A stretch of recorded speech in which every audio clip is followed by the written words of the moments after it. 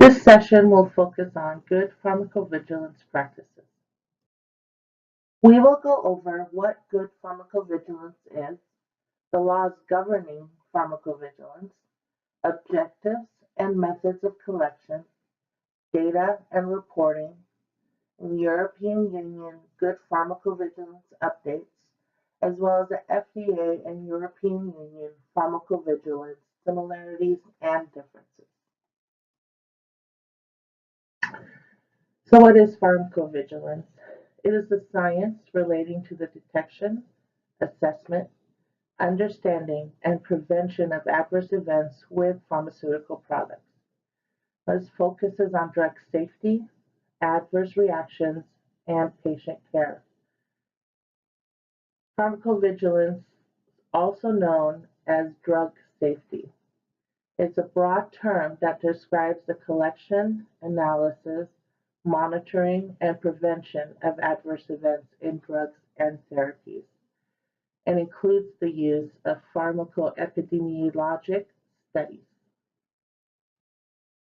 There are a couple of non-specific laws pertaining to the collection of adverse event data, as well as several laws that are specific to pharmacovigilance in the European Union, as is seen here on this slide and the next slide. You can also look on the FDA website for guidances pertaining to pharmacovigilance.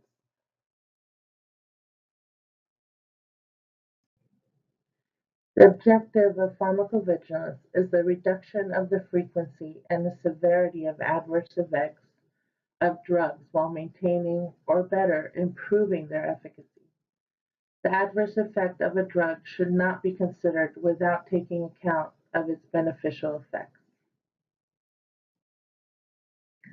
Methods of pharmacovigilance are collected through individual case safety reports, clinical review of case reports, spontaneous reporting, periodic safety update reports, and expedited reports. Also, the review of longitudinal electronic patient records and the linkage of all the records. The divisions of pharmacovigilance is evaluation, and that's to evaluate the safety of drug and therapeutic biologic products, to analyze the safety signals, to recommend regulatory actions, and to communicate relevant safety information. Post-marketing adverse event data types are spontaneous and voluntary reporting of cases. This is done through the National FDA MedWatch, local or regional Joint Commission requirement, and scientific literature publications. Post-marketing studies, which are voluntary and/or required, are observational studies to include automated healthcare databases and randomized clinical trials. And then there's the active surveillance, which can be reported through the Drug-Induced Liver Injury Network and the Sentinel Initiative. Post-marketing safety reporting requirements. Under 21 CFR 314.80, post-marketing safety reports must be submitted to the agency for the following: 15-day alert reports of serious and unexpected adverse experience from all sources, and periodic adverse event reports. Now, domestic spontaneous adverse events that are serious and expected, non-serious and unexpected, or non-serious and expected. These are expected to be reported quarterly for the first 3 years, then annually. The serious adverse experience is described in 21 CFR 314.80A as a death, life-threatening adverse experience, inpatient hospitalization, persistent significant disability or incapacity, and congenital birth defect. Other events based on appropriate medical judgment that may jeopardize the patient and require intervention to prevent a serious outcome. The FDA Adverse Event Reporting System is a fully automated computerized database containing human drug and therapeutic biologic reports and spontaneous reports. There have been approximately over 13 million reports since 1969, with just over 1.69 million new reports in 2016 alone. The reports in the FDA Adverse Event Reporting System are evaluated by clinical reviewers in the Center for Drug Evaluation and Research and the Center for Biologics Evaluation and Research. This is done to monitor the safety of products after they are approved by the FDA. If a potential safety concern is identified in the Adverse Event Reporting System, further evaluation is performed. Based on an evaluation of the potential safety concern, FDA may take regulatory action to improve product safety and protect the public health, such as updating a product's labeling information, restricting the use of the drug, communicating new safety information to the public, or, in those rare cases, removing a product from the market. What is a safety signal? It is reported information on a possible causal relationship between an adverse event and a drug, the relationship being previously unknown or incompletely documented, and usually supported by multiple case reports. Components of a good post-marketing report would have the description of the adverse event, suspected and concomitant product therapy details, the patient characteristics, and documentation of the diagnosis, clinical course and outcomes, relevant therapeutic measures and laboratory data, and then the de-challenge and re-challenge of the information, and reporter contact information, and any other relevant information.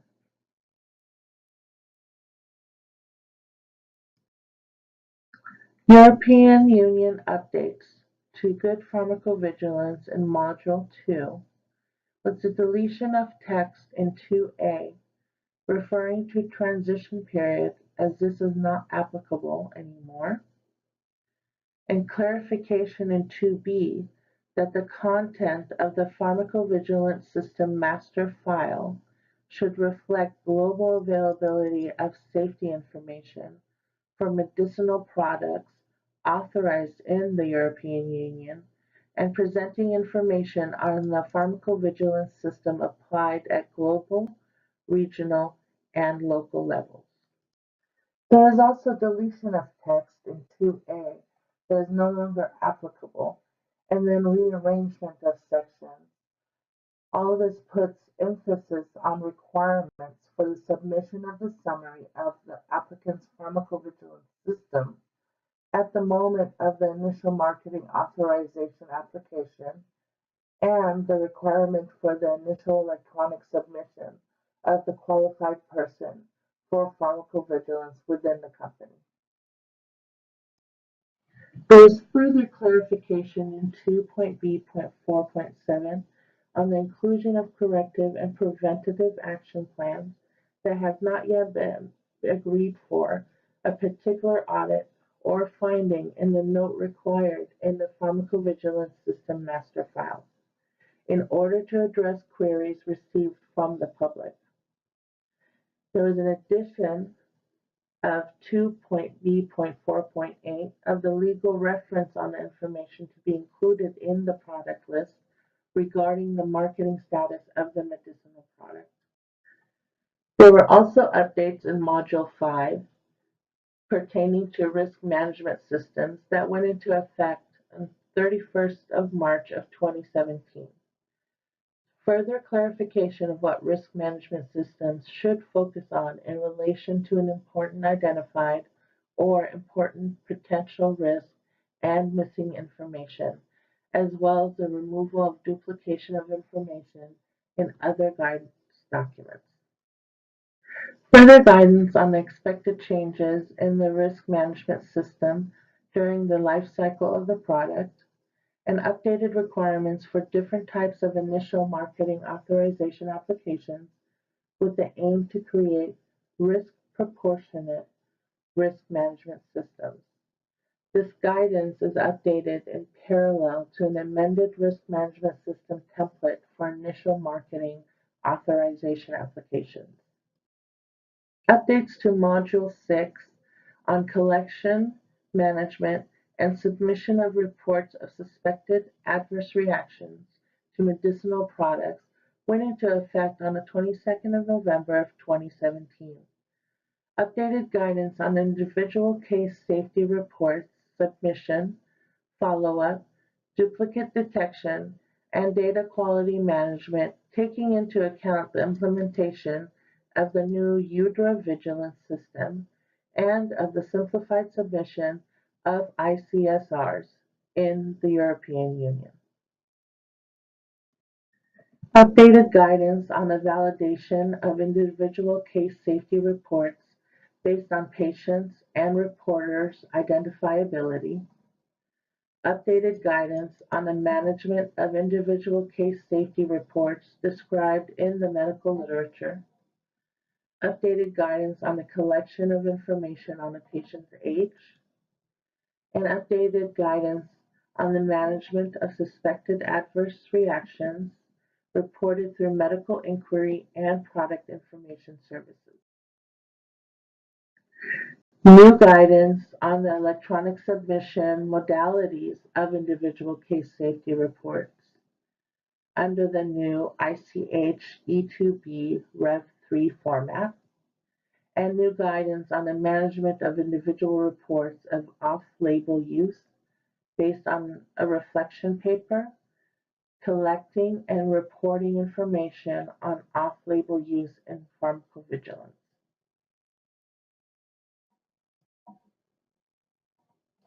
New guidance on the management of reports from post-authorization efficacy studies, the transfer of the guidance on emerging safety issue to Good Pharmacovigilance Module 9, and editorial amendments to align the format with other Good Pharmacovigilance modules.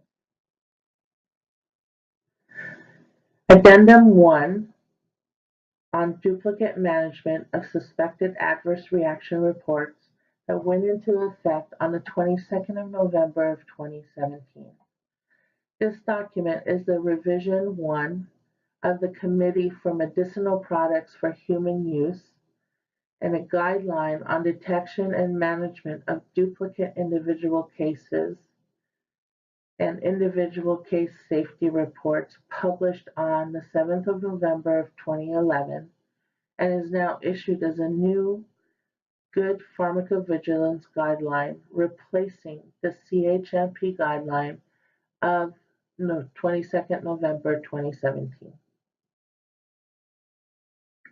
The revision contains the following changes. Alignment with Revision 2 of Good Pharmacovigilance Module 6, update of electronic reporting modalities of individual case safety reports in the new ICH E2B Rev 3 format, and guidance on how to inform the agency of suspected duplicates in the Vigilance. Vigilance is a centralized European database of suspected adverse reactions to medicines that are authorized or being studied in clinical trials in the European Economic Area. Update overall with the revised pharmacovigilance legislation as regards the roles and responsibilities of the agency, the competent authorities in member states as well as marketing authorization holders in relation to the operation of duplicate detection and management of reports of suspected adverse reactions, and changes for consistent presentation of good pharmacovigilance documentation.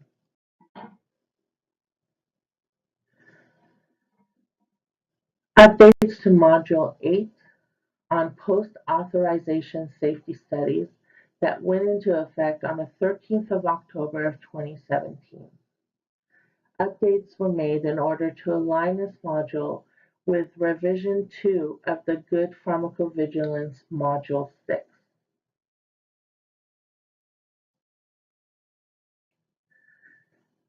Updates to Module 9 on signal management went into effect on the 22nd of November of 2017.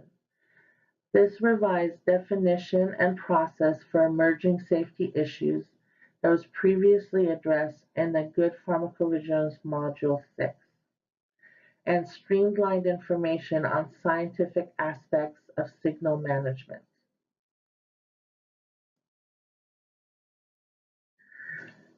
Clarifications on terminology for roles and responsibilities and processes.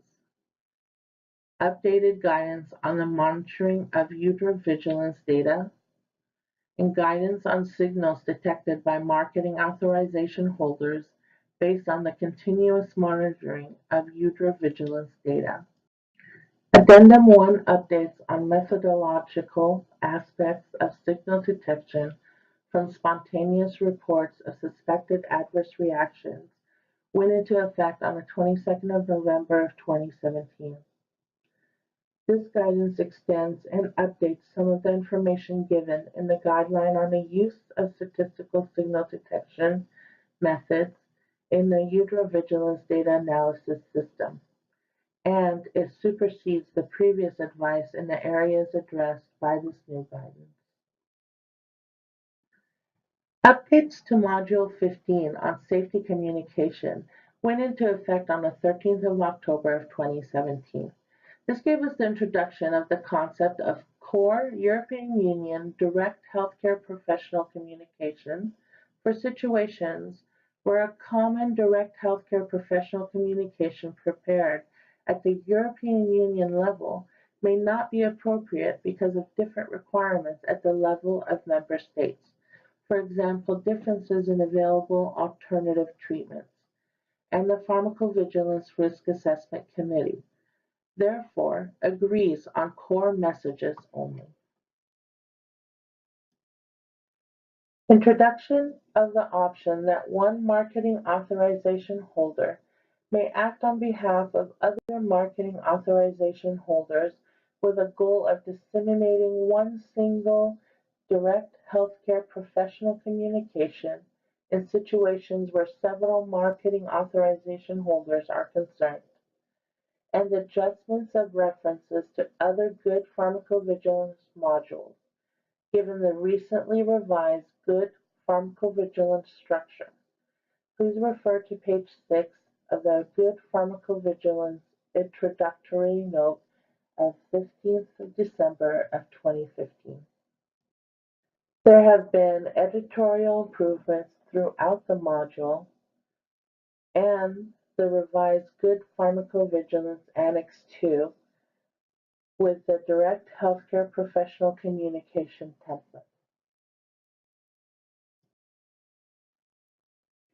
After the public consultation, the outcome of work Package 2 on communication and dissemination of the strengthening collaboration for operating pharmacovigilance in Europe, also known as SCOPE, joint action of the member states, have become available and have been incorporated to the module. Module 16 updates on risk minimization measures and the selection of tools and effectiveness indicators went into effect on the 31st of March of 2017. Changes to this module were to delete the description of routine risk minimization tools as they are detailed in the Good Pharmacovigilance Module 5, and describe only additional risk minimization tools in Good Pharmacovigilance Module 16. Therefore, Modules 5 and 16 have to be read together for a full understanding of the selection of risk minimization tools.